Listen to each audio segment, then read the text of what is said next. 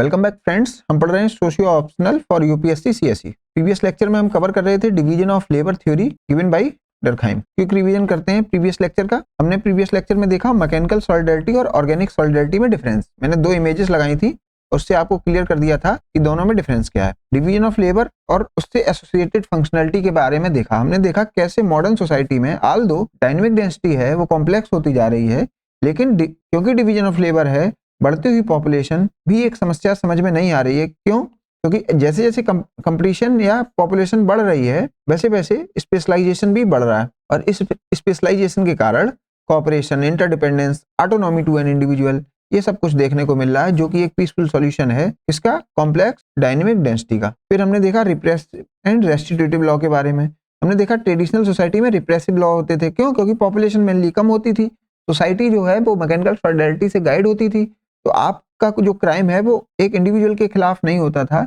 Against नहीं होता था, वो अगेंस्ट होता था किसके? होल सोसाइटी के। जबकि रेस्टिट्यूटिव लॉ या मॉडर्न सोसाइटी की बात करें, उसमें कोई भी क्राइम जब करते हैं या नॉर्म वायलेट होता है तो वो पर्टिकुलरली एक इंडिविजुअल के अगेंस्ट होता है, ना कि होल सोसाइटी के अगेंस्ट। इसलिए इसमें रेस्टिट्यूटिव लॉ का प्रोविजन है।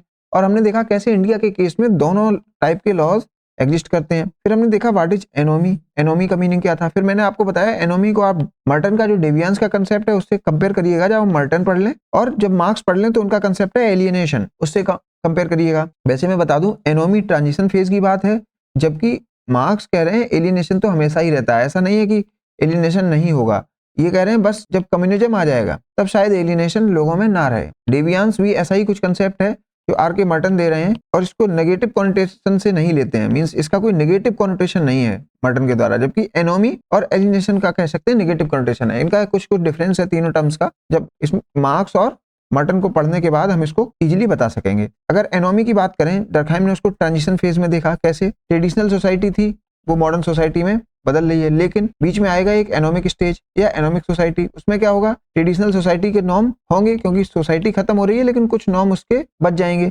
और मॉडर्न सोसाइटी ओरिजिनेट हो रही है तो उसके भी नॉर्म कुछ ना कुछ दिख जाएंगे। तो इस सोसाइटी में बहुत सारे नॉर्म होंगे जो कि ट्रेडिशनल सोसाइटी के भी होंगे और मॉडर्न सोसाइटी के भी होंगे। तो यहाँ पर क्या होगा? नॉर्मलेसनेस या नॉर्म की कंफ्यूजन होगी। तो देखते हैं क्या कैरेक्टरिस्टिक है। यहाँ पर इस ट्रांजिशन फेज में नॉर्मलेसनेस देखने को मिल जाएगी। नो क्लियर गाइडलाइंस, कोई क्लियर गाइडलाइन नहीं है, कॉन्फ्लिक्टिंग नॉर्म्स हैं दोनों के, या फिर पॉलीनॉर्मेटिव सोसाइटी कही जाएगी इसको, या नॉर्मेटिव डीरेगुलेशन का टाइम पीरियड है ये, या फिर नॉर्मेटिव कंफ्यूजन है। यहाँ पर सोशल डिसऑर्डर देखने को मिल जाता है या सोशल टेंशन देखने को मिल जाती है। तो जो भी समाज में बुराइयां हैं उसको डर्कहाइम एनोमिक सोसाइटी से कंपेयर करा के खत्म करा देते हैं। तो सॉल्यूशन क्या बता रहे हैं एनोमिक सोसाइटी का? ये खत्म कैसे होगी और इससे उनकी जो सो कॉल्ड मॉडर्न सोसाइटी है वो कैसे बनेगी? वो कह रहे हैं न्यू कंसाइंस कलेक्टिव जैसी कोई चीज चाहिए, मींस एक जो न्यू मोरलिटी है, न्यू शेयर्ड मोरलिटी, इसको लिखिए न्यू शेयर्ड मोरलिटी कुछ चाहिए। लोगों में फिर से जुड़ने की भावना, लोगों में सबके प्रति अच्छा करने की भावना, राम राज्य जैसा कुछ ये बताए थे, राम राज्य। उनका बिजनेस एथिक्स स्टैब्लिश करिए। तो ये normlessness, no clear guideline, conflicting norms, ऐसा कुछ होगा भी, फिर भी लोग एथिक्स से अगर गाइड होंगे तो सोसाइटी चलती रहेगी।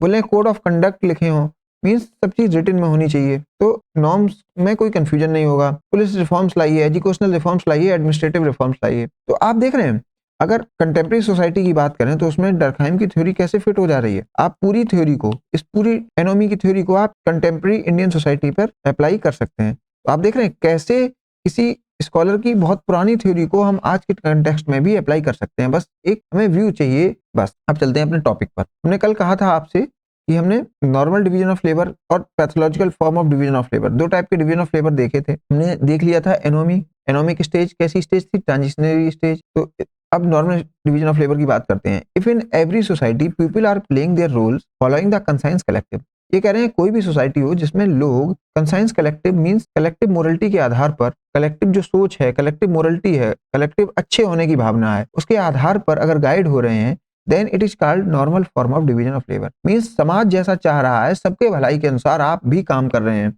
आप अपना भी टास्क, अपने भी वर्क वैसे ही डिवाइड कर रहे हैं, तो उसको कहा जाता है normal division of labour. If every normal society in every normal society some people drift away from conscience collective, कह रहे हैं कोई नॉर्मल सोसाइटी है उसमें होता क्या है, कुछ लोग कंसाइंस कलेक्टिव से अलग भागने लगते हैं। जैसे समाज उनको कहता है मोरलिटी के आधार पर, वो वैसा नहीं करना चाहते हैं। इस वजह से pathological form of division of labour बनता है। मींस अगर ये लोग भागे ना तो पैथोलॉजिकल फॉर्म ऑफ डिवीजन ना आए। तो आप देख रहे हैं pathological form of division of labour किस सोसाइटी का कैरेक्टरिस्टिक आप कह सकते हैं, ये कहीं ना कहीं एनोमिक सोसाइटी का ही एक रूप, एनोमिक सोसाइटी में ही आपको दिखेगा। ये भी आपको समझ में आई बात। अब देखते हैं क्या है pathological form of division of labour. Pathological forms of division of labour arise when the organization and regulation of specialized tasks break down, hindering social solidarity.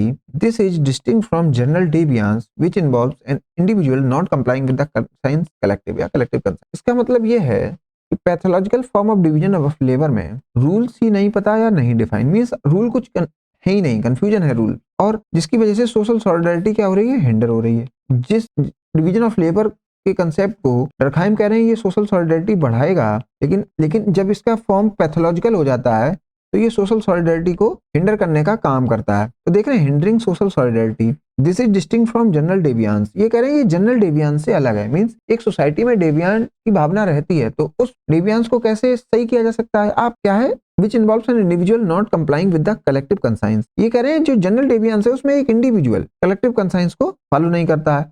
यहाँ पर क्या है, रूल्स ही नहीं पता है या नहीं डिफाइन है, लेकिन इस केस में जनरल डेवियांस के केस में रूल तो पता है लेकिन मैं क्यों मानूं उसको, मींस एक इंडिविजुअल लेवल पर कुछ रूल को लोग वायलेट कर सकते हैं तो उसको कहते हैं जनरल डेवियांस। लेकिन pathological form of division labour में क्या हो रहा है, पूरी सोसाइटी को रूल्स ही नहीं पता है, मींस लोगों को क्या करना चाहिए, वर्क कैसे डिवाइड होगा, ये कुछ डिफाइन ही नहीं है। तो आप देख रहे हैं जनरल डेवियांस और pathological form of division of labour में डिफरेंस है। अब देखते हैं 3 abnormal types of division of labour और 3 pathological types of division of labour. तो सबसे पहले है एनोमिक डिवीजन ऑफ लेबर, दूसरा है फोर्स डिवीजन ऑफ लेबर, तीसरा है इनएडुकेट ऑर्गेनाइजेशन और पुअरली कोऑर्डिनेटेड डिवीजन ऑफ। सबसे पहले मैं आपको बताना चाहता हूँ एनोमिक डिवीजन ऑफ लेबर। इसमें ये कह रहे हैं कि लोगों का जो काम है, लोग जो काम कर रहे हैं उसमें कोई नॉर्म के आधार पर नहीं कर रहे हैं, मींस नॉर्म नहीं पता है उन्हें सोसाइटी के, और उस नॉर्म का वो फायदा उठाकर ले लेते हैं, ठीक है, लूपहोल्स को रिकॉग्नाइज करते हैं और उसको एक्सप्लॉइट करते हैं, ठीक है, मींस नॉर्म्स ही नहीं क्लियर है एनोमिक डिवीजन ऑफ लेबर में। फोर्स डिवीजन ऑफ लेबर में क्या हो रहा है, यहाँ पर डिवीजन ऑफ लेबर तो है लेकिन फोर्स्ड है, मींस जो जिसको करना चाहिए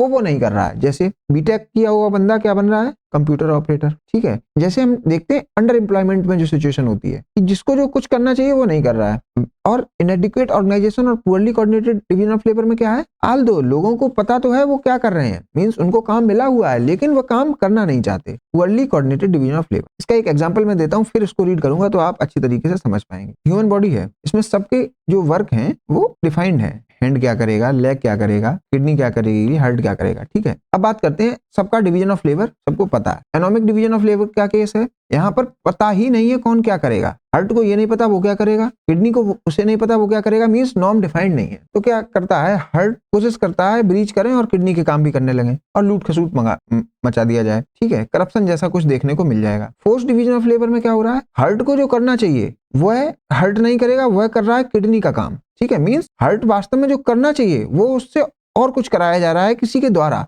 ये हो गया force division of labour, means कुछ अंडर एम्प्लॉयमेंट जैसी चीज, जिसको जो करना चाहिए वो नहीं कर रहा है लेकिन दूसरा काम कर रहा है। इनएडुकेट ऑर्गेनाइजेशन में क्या है, हार्ट को पता है मुझे क्या करना है, किडनी को पता है मुझे क्या करना है, लेकिन ये दोनों आपस में कॉपरेट नहीं करना चाहते, बोले मुझे क्या पड़ी है, तुम अपना काम करो मैं अपना काम करता हूं, मैं नहीं कॉपरेट करने वाला। तो ये हो गया इनएडुकेट ऑर्गेनाइजेशन। तो समझ में आया, एनोमिक डिवीजन ऑफ लेबर में हार्ट को पता ही नहीं है, किडनी को पता ही नहीं क्या है, तो एक्सप्लॉइट करते हैं जहां कहीं भी इन्हें लूपहोल दिख जाते हैं। पोस्ट डिवीजन ऑफ लेबर में क्या है, हार्ट को कुछ और काम कराया जाता है जो उसके लिए सुटेबल नहीं होता है, ये फोर्स डिवीजन ऑफ लेबर में हो गया। इनएडुकेट ऑर्गेनाइजेशन में क्या है, हार्ट का काम करता है, किडनी का काम कर रहा है, लेकिन दोनों आपस में कोऑपरेट नहीं कर रहे हैं, बोले मुझे क्या पड़ी है, ठीक है। अब देखते हैं उस text, anomic division of labour. There are no clear norms and guideline, कोई क्लियर नॉर्म है ही नहीं, इसीलिए इसको कहा गया एनोमिक। गवर्निंग इकोनॉमिक बिहेवियर, तो लोग के अंदर जो ग्रीड है उसको कैसे भी टोन डाउन नहीं किया जा सकता। And social disorder, example at the backdrop of industrial revolution, तो इंडस्ट्रियल रिवॉल्यूशन जब चल रहा था उस समय भी कोई क्लियर नॉर्म्स एंड गाइडलाइंस नहीं थे, जिससे क्या हुआ है, इंडिविजुअलिज्म बढ़ रहा था, लोगों में ग्रीड बढ़ रही थी, और no limit to desire of wealth, salary etcetera. Society लोगों की रुपए की भूख को नहीं बुझा पा रही थी।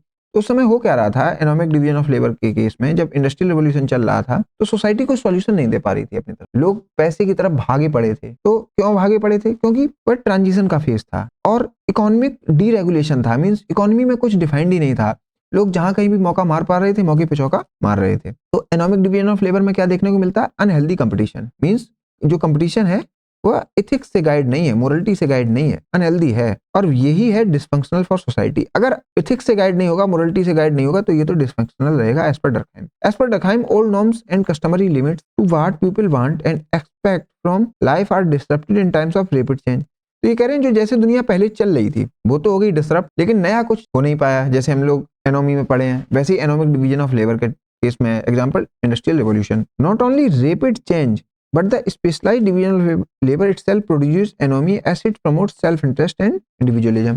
ये कह रहे हैं ऐसा नहीं है रैपिड चेंज से ही एनोमिक डिवीजन ऑफ लेबर हो रहा है, बोल रहे कभी कभार ऐसा होता है स्पेशलाइज्ड डिवीजन ऑफ लेबर से भी ये सब हो जाता है, क्योंकि ये सेल्फ इंटरेस्ट और इंडिविजुअलिज्म को ज्यादा वेट करता है। अब देखते हैं फोर्स डिवीजन ऑफ लेबर। तो अगर एनोमिक डिवीजन ऑफ लेबर की बात करें ये कुछ ऐसा है, ये व्यक्ति है I don't know any norms I only know money. इसे नॉर्म का कुछ नहीं पता, ये बस मनी के पीछे भाग रहा है। अब समझिए इसको इससे बचाने वाला कौन थी? सोसाइटी इसको समझाती भाई मनी को ज्यादा मत देखो, हेल्थ देखो, मनी के पीछे मत भागो। लेकिन ये जो मोरलिटी है ये सोसाइटी नहीं बता पा रही है। क्यों? क्योंकि सोसाइटी खुद ट्रांजिशन फेज में है, तो वहां पर क्या है नॉर्म्स क्लियर है ही नहीं जो इनको बताया जा सके। तो ऐसा कुछ है एनोमिक डिवीजन ऑफ लेबर। अब देखते हैं force division of labour. When people are pushed means लोगों को उसमें फोर्स के द्वारा भेजा जाता है, डिवीजन ऑफ लेबर में फोर्स के द्वारा भेजा जाता है into certain occupational profile, ठीक है, which are unsuited to their skills or inclination। Example, most probable due to social condition means अगर लोग जो नहीं करना चाहते वो कर रहे हैं, क्यों? क्योंकि उनकी सोशल कंडीशंस के आधार पर उनसे वो काम कराया जाता है। इवन ये सोशल कंडीशन कैसी हो सकती है? कास्ट ड्रिवन हो सकती है, चाइल्ड लेबर हो सकता है। तो आप देख रहे हैं अगर कोई बच्चा है जिसको पढ़ना चाहिए लेकिन वो क्या कर रहा है? किसी होटल में चाय पिलवा रहा है, लोगों को टी सर्व कर रहा है।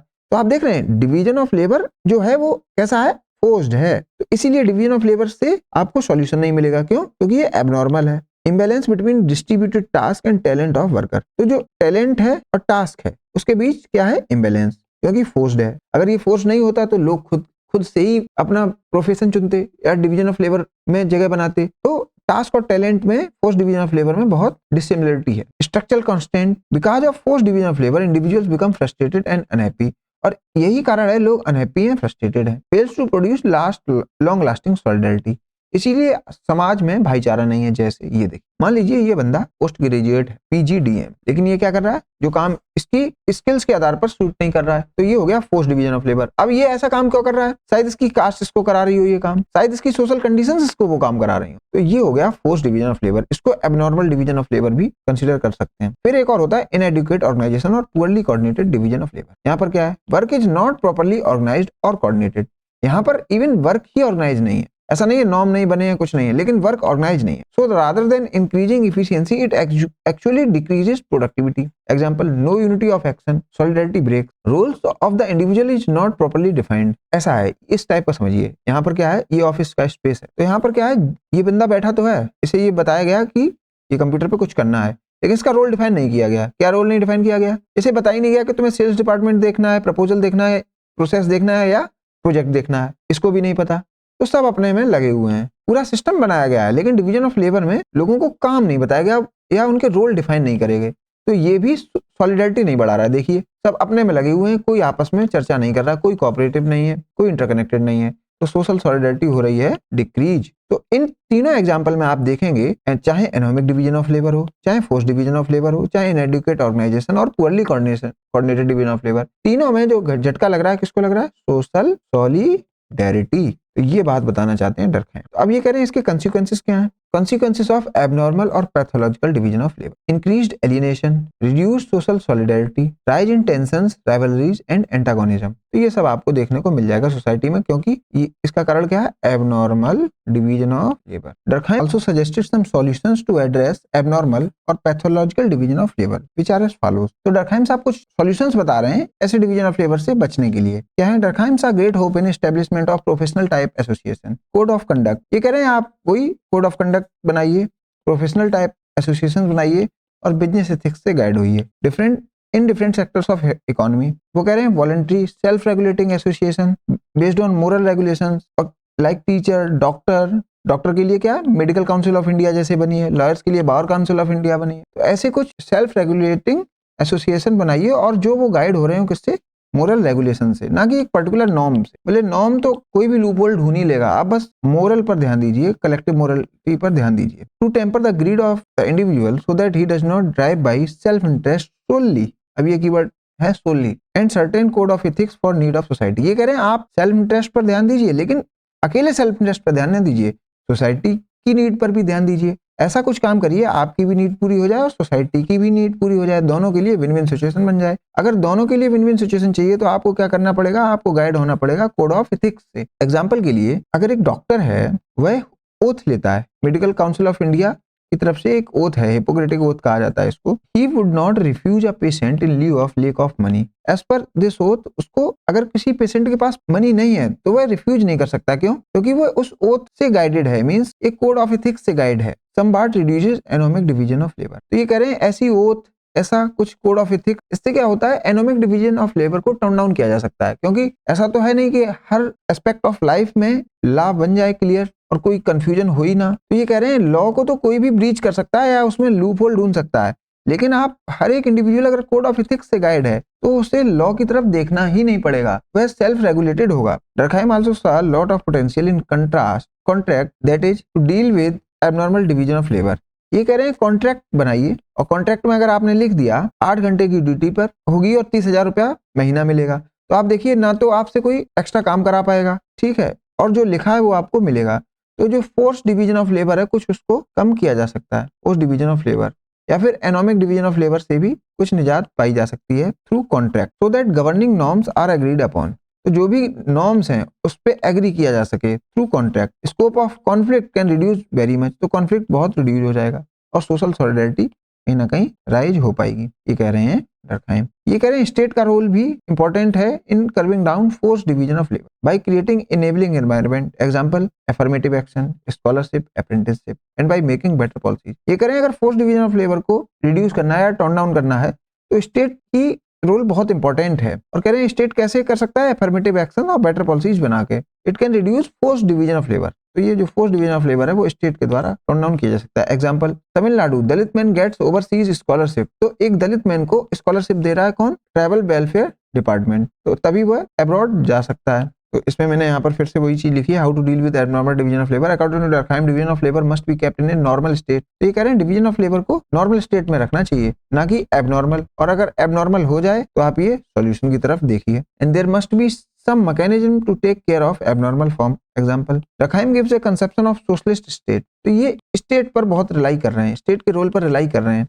स्टेट क्या कर सकती है, कुछ अफर्मेटिव एक्शंस, अप्रेंटिसशिप कुछ दे सकते हैं, in which division of labour will be kept in a normal state by a large number of occupational association which will implement the ethical code corresponding to their own occupation. Ethical code की ये बात कर रहे हैं। This will also help in organising the work properly, तो organised तरीके से काम हो पाएगा। But unlike Marx who suggested a radical solution to overcome alienation, Durkheim believe that solution can be provided within the existing framework of society, that is reformative action. Durkheim क्या कह रहे हैं, अगर एलियनेशन है तो आपको वो सोसाइटी को खत्म करना पड़ेगा और न्यू टाइप ऑफ सोसाइटी बनानी पड़ेगी, कम्युनिस्ट सोसाइटी। मींस ये एक सोसाइटी को खत्म करके दूसरी सोसाइटी को ऑरिजिनेट करा रहे हैं, मींस ये रेडिकल अप्रोच फॉलो कर रहे हैं कौन, मार्क्स। लेकिन वहीं बात करें डर्कहाइम की, तो डर्कहाइम ये कह रहे हैं आप ट्रांजिशन फेज में हैं, आप स्टेट की हेल्प ले सकते हैं, आप मोरलिटी की हेल्प ले सकते हैं, प्रोफेशनल एथिक्स की हेल्प ले सकते हैं, और उसी सोसाइटी को, सेम सोसाइटी को आप मॉडर्न सोसाइटी में कन्वर्ट कर सकते हैं। ये दोनों में डिफरेंस है इनकी एलिनेशन थ्योरी ऑफ मार्क्स में और एनोमी जो थ्योरी है इसकी डर्कहाइम की। ये भी एक डिफरेंस का पॉइंट है, आप इसको आंसर में लिख सकते हैं। ये कह रहे हैं self interest which dominates business and commerce should be replaced by a code of ethics which emphasises the needs of society as a whole. ये कह रहे हैं अगर कोड ऑफ एथिक्स से आप गाइड होंगे तो आप सोसाइटी को पहले सोचेंगे, और अगर सोसाइटी का भला होगा तो उसमें आपका तो भला हो ही जाएगा। तो मीन्स सोसाइटल वेलबींग में आपका सेल्फ इंटरेस्ट तो सर्व हो ही जाएगा, ऐसे कुछ कह रहे हैं डर्कहाइम, जब आप गाइडेड होंगे कोड ऑफ एथिक्स से। When Durkheim was writing his theory in France, anomie was present. तो जब फ्रांस में वो लिख रहे थे तब एनोमिक सिचुएशन थी फ्रांस में, मींस फ्रेंच सोसाइटी ट्रांजिशन दौर में थी। तो इसी कंटेक्स्ट में इन्होंने ये थ्योरी दी। वहां पर क्या इन्हें देखने को मिल रहा था, labourers exploitation, political turmoil and corruption, ये कुछ इन्हें देखने को मिल रहा था। In this context he defined the transition phase and his dream of France to be a society based on organic solidarity. तो इसीलिए ये जब एबनॉर्मल डिवीजन ऑफ लेबर इन्होंने देखा या ट्रांजिशन फेज देखा फ्रेंच में, तो फिर इन्होंने फ्रेंच सोसाइटी को सोचा कि इससे बाहर निकालने के लिए कुछ सॉल्यूशन दिया जाए, और सॉल्यूशन के बाद ही एक सोसाइटी आएगी जिसको कहा जाएगा मॉडर्न सोसाइटी। तो आप देख रहे हैं मॉडर्न सोसाइटी को वो एक प्रिस्क्रिप्टिव राइटर की तरीके से देख रहे हैं, जैसे एक फिलोसोफर देखता है कि ऐसी सोसाइटी होनी चाहिए, मींस जैसे मार्क्स कम्युनिस्ट सोसाइटी को देख रहे हैं, मींस जो सोसाइटी एग्जिस्ट नहीं कर रही है उसके बारे में लिख रहे हैं कि ऐसी सोसाइटी होगी। ऐसे ही कुछ डर्कहाइम अपनी मॉडर्न सोसाइटी के बारे में लिख रहे हैं कि कलेक्टिव कंसाइंस से गाइड होगी ये, यहाँ पर सब अच्छा होगा, रामराज होगा, जनरल विल जैसा कुछ देखने को मिल जाएगा, ऐसे कुछ डरखाइम बात कर रहे हैं। When talking about the simple and transitional phase, he is using empirical data. That is, अगर सिंपल एंड ट्रांजिशनल फेज की बात है, क्योंकि सिंपल सोसाइटी पर भी डेटा मौजूद है और ट्रांजिशनल फेज जिसको वह एक्सपीरियंस कर पा रहे थे उस पर भी डेटा है, उस पर भी इंपेरिकल रियलिटी देखने को मिल जाती है। तो उस केस में तो ये पॉजिटिव जैसे बिहेव करते हैं, मींस डेटा के बेसिस पर स्टडी कर लेते हैं। बट ऑर्गेनिक सॉलिडरिटी की जहां बात आ जाती है, मींस मॉडर्न सोसाइटी की जहां ये बात करते हैं कि मॉडर्न सोसाइटी में ऑर्गेनिक सॉलिडरिटी होगी और सब रामराज आ जाएगा, वहां पर ये फिलोसफर जैसी बात करते हैं, फिलोसोफर। दस division of labour is not purely A positivist work. तो डिवीजन ऑफ लेबर की जो थ्योरी है इनकी प्योरली पॉजिटिविस्ट वर्क नहीं है, इसमें थोड़ा बहुत क्या आ जाता है, फिलोसॉफिकल ओरिएंटेशन आ जाता है, फिलोसॉफिकल ओरिएंटेशन या फिर प्रिस्क्रिप्टिव राइटिंग, ना कि डिस्क्रिप्टिव जैसे कि कहा जाता है पॉजिटिविस्ट होने चाहिए। तो ये इनका एक मेजर क्रिटिक है, इसको क्रिटिक की तरीके से आप देखते हैं। तो criticism of division of labour theory of Durkheim, ये सबसे पहले टॉप डाउन थ्योरी कही जाती है। Put interest of individual secondary to that of society. तो यहाँ पर ऑर्गेनिक सॉलिडरिटी की बात होती है, मैकेनिकल सॉलिडरिटी की बात होती है, लेकिन इंडिविजुअल की हैप्पीनेस और इन सब की बात नहीं होती है। Accused of ignoring exploitation of worker eight individual level, ये सोसाइटी के चश्मे से ही सब देख रहे हैं और इंडिविजुअल लेवल पर तो बात कर ही नहीं रहे हैं। Durkheim give less importance for the role of economy in division of labour and emphasised more on social division of labour, while neoliberals argue that in today's globalized world economic factors are more important for division of labor vis-a-vis notion of integration in the society। अब देखिए इन्होंने कहीं ना कहीं Adam Smith को criticise किया और कहा ये कुछ मार्केट टारगेट की वजह से डिवीजन ऑफ लेबर नहीं है, डिवीजन ऑफ वर्क नहीं है, ये जो है वो है सोसाइटी की वजह से, सोसाइटी का सोशल ऑर्गेनाइजेशन की वजह से या ऑर्गेनाइजेशनल कैरेक्टर ऑफ सोसाइटी की वजह से। तो इन्होंने इकोनॉमी को लेस इंफेसिस दिया, मींस इकोनॉमी को इन्होंने अपनी थ्योरी में जगह नहीं दी। जबकि न्यूलिबरल्स ये कहते हैं आप ग्लोबलाइज वर्ल्ड में देखिए, लोग कोई एक पर्टिकुलर जॉब अगर कर रहे हैं तो वो क्यों कर रहे हैं, क्योंकि इकोनॉमिक फैक्टर्स की वजह से, डिमांड सप्लाई देखकर।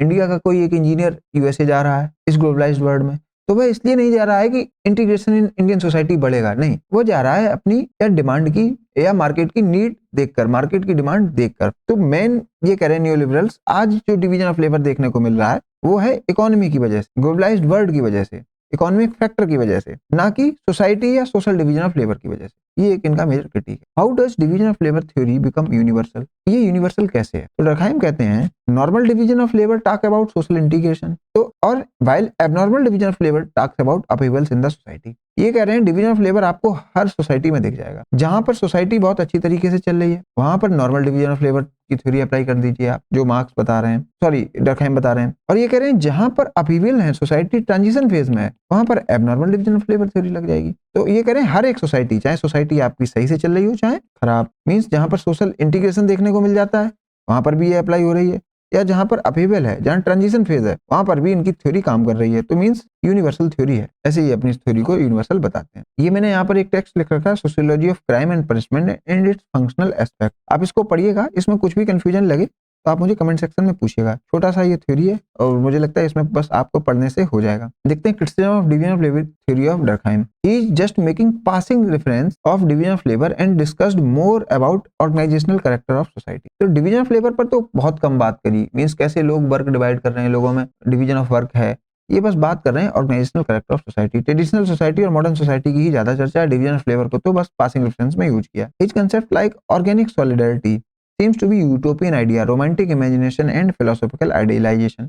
तो यहाँ पर ये कुछ फिलोसफर जैसी बात कर रहे हैं, ऑर्गेनिक सॉलिडरिटी में सब रामराज, कलेक्टिव कंसाइंस, मोरलिटी, इन सब की बातें, तो ऐसा लग रहा है ये फिलोसफर जैसी बातें कर रहे हैं, ना कि एक sociologist. Durkheim seems more concerned about making of better society rather than making of sociology। तो डर्कहाइम साहब की जब आप ये थ्योरी स्टडी कर रहे हैं डिवीजन ऑफ लेबर, तो आपको समझ में आ रहा होगा ये सोसाइटी को बेटर करने की बात कर रहे हैं और सोशलॉजी को तो कहीं साइडलाइन कर दे रहे हैं। सोशलॉजी की इन्हें कोई चिंता नहीं है, बस सोसाइटी की ही चिंता है इन्हें। तो इन्हें सोशलॉजिस्ट के तरीके से ये काम नहीं कर रहे हैं, ये सोच नहीं रहे हैं कैसे पॉजिटिविस्टिक टूल को यूज किया जाए इसकी स्टडी में। ये बस ये कह रहे हैं कि कुछ फिलोसफर जैसी बात कर, तो ये बस सोसाइटी को बेटर बनाने में लगे हैं। In his theory of division of labor, Durkheim is having philosophical orientation। देखिए keyword philosophical orientation rather than pure कोई सोशलॉजिस्ट जैसी बात नहीं कर रहे हैं डिवीजन ऑफ लेबर थ्योरी में, ये कुछ philosophical orientation है इनकी थ्योरी में। तो ये हो गई इनकी theory of division of labour. अब कंसाइंस कलेक्टिव पर देखते हैं। Do you think Durkheim theory of division of labour is having contemporary significance with respect to India? तो आप इंडियन सोसाइटी पर इनकी थ्योरी अप्लाई करिए। Conscience collective,